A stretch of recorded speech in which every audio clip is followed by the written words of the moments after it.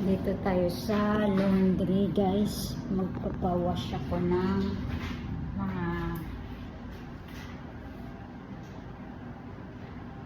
bold na blanket kasi magwi-winter na. Taglamig na. Ayan, lalabas tayo. Ang bigat kasi ito sa bahay. Blanket.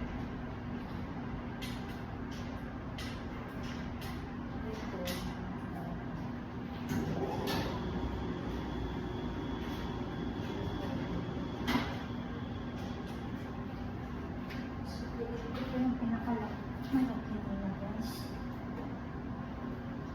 22 kilos. Kapasya ito lahat.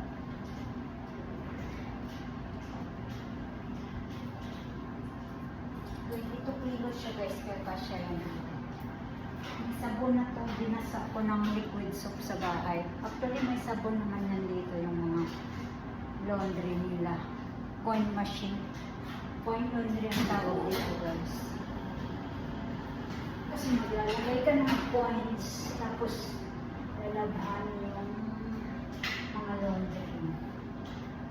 Yan. Kasya na yan, 22 kilos. Baka muna tayo pera. Hindi ko sa bag ko yung pera. Wait lang ha, baka matumba yung phone natin ba.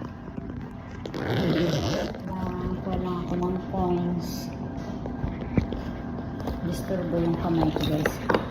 Sinsya na wala ako ng coins sa magkano kasi yung bag ko sa phone naka-hold. Ano siya? 900 siya, guys. Ilang minutes pa. Ito naman ano naman hindi ko maintip.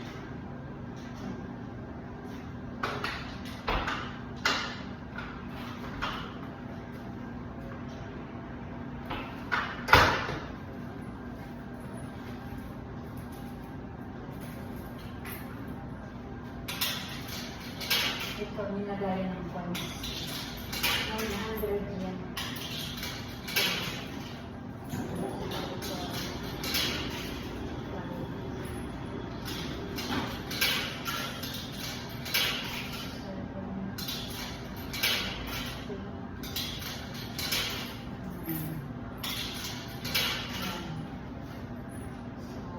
Ayan na siya, guys, na ilagay ko na yung coins.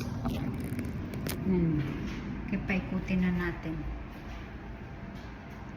Softener, with softener. May softener naman to. Ayan. Diba? Ayan. Ayan.